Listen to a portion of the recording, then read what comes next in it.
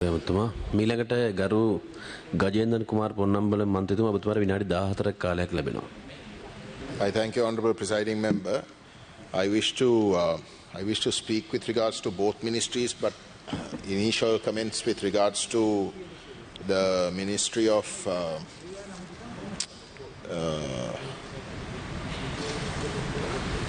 Labour and Foreign Employment, particularly the Honourable Jagat Pushpakumara, in a reply to a government member from Batiklo, a Tamil member of parliament from Batiklo, he actually raised the issue which I also wish to raise, and that is these foreign employees being sent from here to Korea and Japan.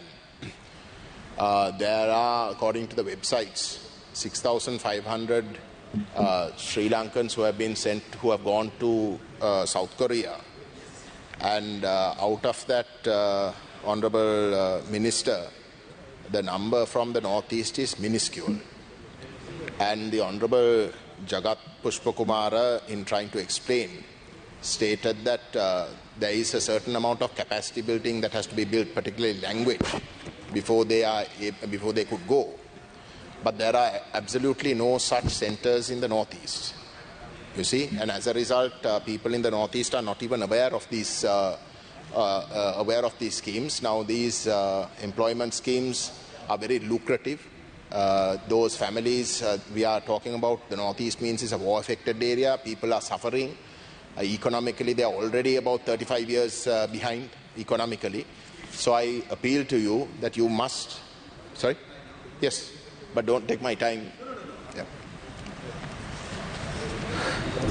Honourable Member, we do have training centres in Ampara, Jaffna, Batiklo, Vaunia, Trincomalee from north and east.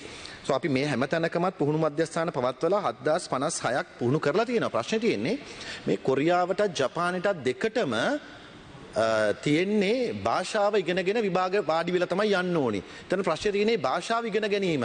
ඒවත් පෞද්ගලික අංශයෙන් තමයි මේ භාෂාව උගන්වීම කරන්නේ. ඒත් අපි ඒ වලටත් උදව් කරනවා. අපි වෙනම සාකච්ඡාවක් අරගමු. මේ සම්බන්ධයෙන් විශේෂ වැඩපිළිවෙලක් අපි සකස් කරන්න. No, I understand that. In fact, that is what he said. But the thing is, Honourable Minister, I mean, we are already talking about an area that is quite, quite behind. මම ගරු මන්තුමාට පැහැදිලිව කිව්වේ මේ කොරියාවේ ජපාන් සඳහා භාෂා පුහුණුව අවශ්‍යයි කියන. ඒ වගේම මම පැහැදිලිව කිව්වා යාපනයේ ප්‍රදේශයේ පුහුණු මධ්‍යස්ථානය සකස් කරන්න අපේ ගරු ඇමතුමාත් අමාත්‍යාංශය තීරණය කළේ. ප්‍රශ්නේ අපි හඳුනගෙන තියෙනවා. ඒ අනුව මධ්‍යස්ථානය පිහිටවන්න අපි ඉදිරියට කටයුතු කරන්න අවශ්‍ය පියවර ගන්නවා කියන එක පැහැදිලිව කිව්වා. ඒක හරි ඇමතිතුමා, what I am trying to say is that is the onus is on you. You say because there is no capacity there. There is a massive lack of capacity. So you have to create awareness for people to realize that they can actually come and do. I can tell you responsibly that no such awareness program is there. Now, until you, Honourable Minister, actually mentioned this, I am not aware of this. I am not aware of this. None of us are aware of it. The Honourable Vyalendran is a government member from Batiklo. He got up and said the same thing that I am saying.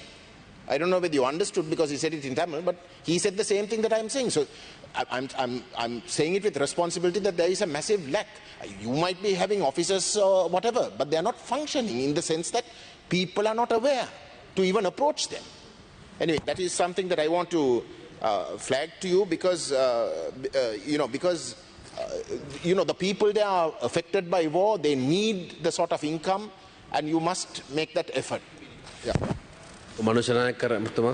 ඒ ඇතිවී තිබෙන තත්ත්වය සම්බන්ධයෙන් කම්කරු හා විදේශ රැකියා අමාත්‍යවරයා හැටියට මම සමාව භජනය කරනවා උත්තර ජනතාවගේ. ඒ සම්බන්ධයෙන් කළ යුතු වැඩපිළිවෙල ක්‍රියාත්මක කරන්න ඉක්මනින්ම කටයුතු කරනවා. මොකද ඉතිහාසයේ ඉඳලම වැරද්දක් වෙච්ච පළාතට දැන් අපි නිවැරදි කිරීම කටයුතු කරනවා. තවදුරටත් ඉක්මන් කරන්න ඒ වැරද්ද බාර ගන්න ගමන් මම කටයුතු කරනවා. Thank you very much. I appreciate that answer, Honourable Minister. The second part, so that's the main point that I want to raise with regards to that ministry. The next part is with regards to the Foreign Ministry. Now, Honourable Presiding Member, the Foreign Ministry has a report, the annual report with the action plan.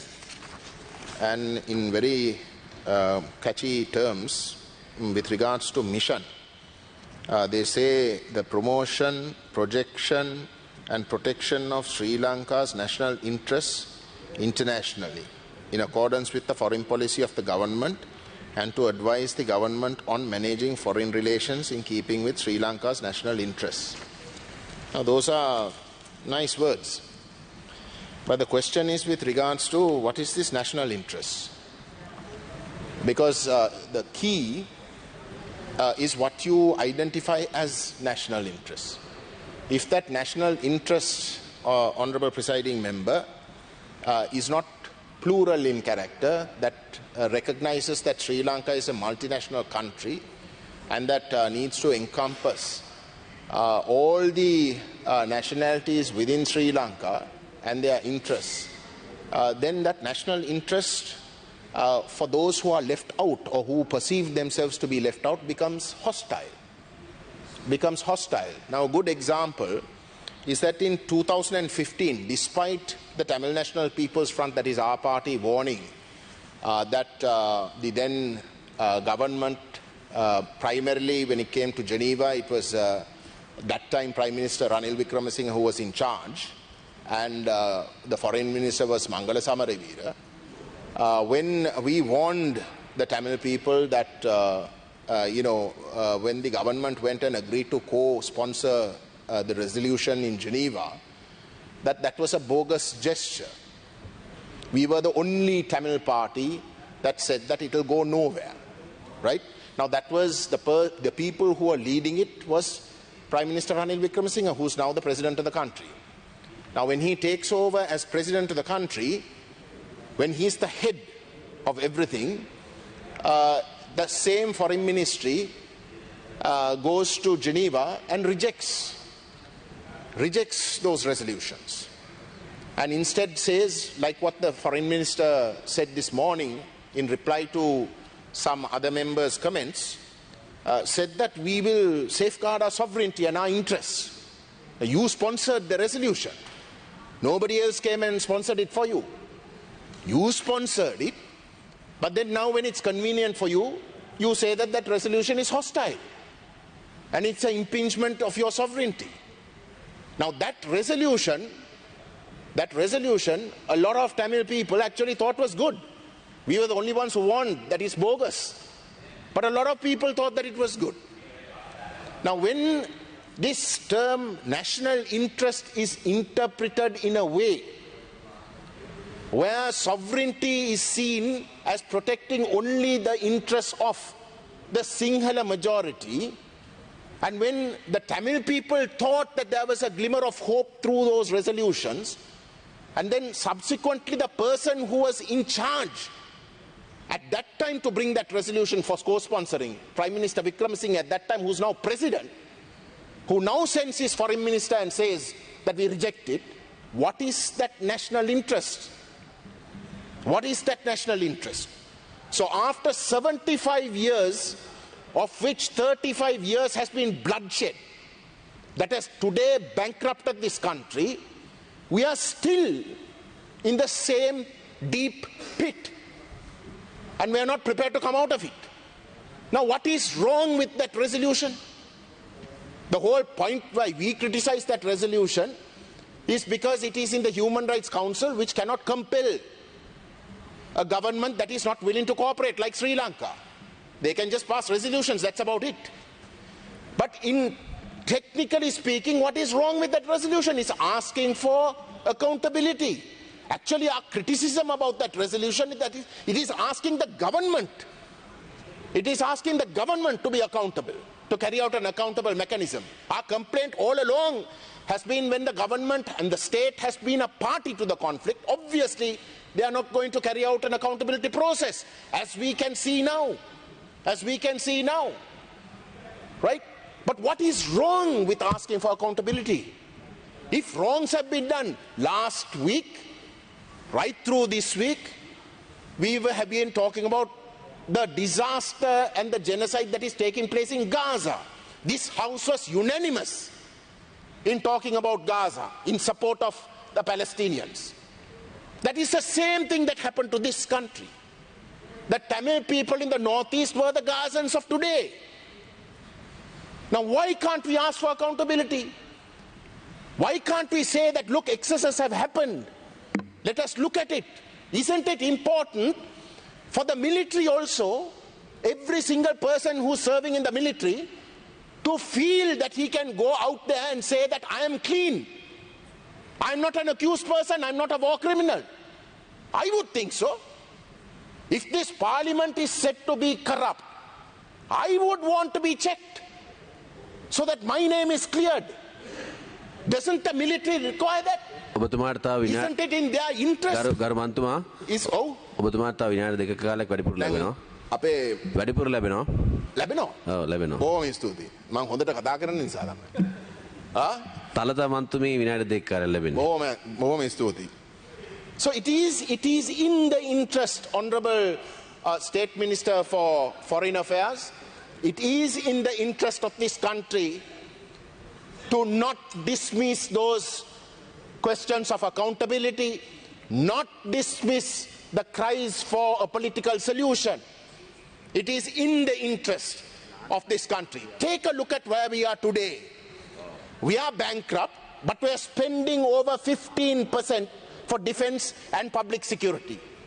That 15% can be diverted to other most important ministries that require, that is crucial for production and export. 15% of an annual budget. And you will never be able to do that, Honourable Deputy Minister, Honourable State Minister, for as long as you feel, for as long as the state feels that the Tamil people are aggrieved. Because you will go on thinking, oh my God, tomorrow they might take up arms. We are not prepared to give anything. So if these fellows will not just keep quiet, everything that you see that the Tamil people want or say will be seen as hostile, and that is what is happening. We want to commemorate our dead. For you, it is LTT being revived. It is LTT being... Red and yellow flags are the colors of Tamil nationalism. For you, it is LTT colors, because the LTT had those colors in their flags. Everything is a question of paranoia, and it will feed it to an extent that you cannot get out of this rut that you're in today. Now, is this something wrong to ask for? The Honourable Minister for Foreign Affairs today said that there are members of this house who still have separatist ideals. Who are those members? Who are those members? Not a single party that is represented here espouse a separate state. They can't. We are not fools. We know that all of you are waiting to throw us into the prison. We are not going to ask that. Nobody asked that. But why do you say that? I am an unapologetic federalist. I insist that this country has to be transformed into a federal state, because I feel that's the only way justice will be done. But what is the separatism in federalism? Now, he is a learned person in all ways, professionally as well. But for him to stand up as the foreign minister and to say that to talk about federalism is separatism, isn't that wrong? You have 2 more minutes. And to point out the fact that that is wrong, does that make us racist? But that is what is happening. 75 years of policy that has estranged not only the Tamils, but after the war the Muslims as well, is going to get worse. It's going to get worse, especially at a time when everybody is bankrupt, because everybody is desperate. And if you are going to rant up this nonsense of a rhetoric of racism, of separatism, of terrorism against the non-majority communities, you're going to estrange them more and more. And when the singular majority become desperate financially, they will look for distractions. They will look for this. There are enough people who are trying to distract them to create violence. You all are feeding into it.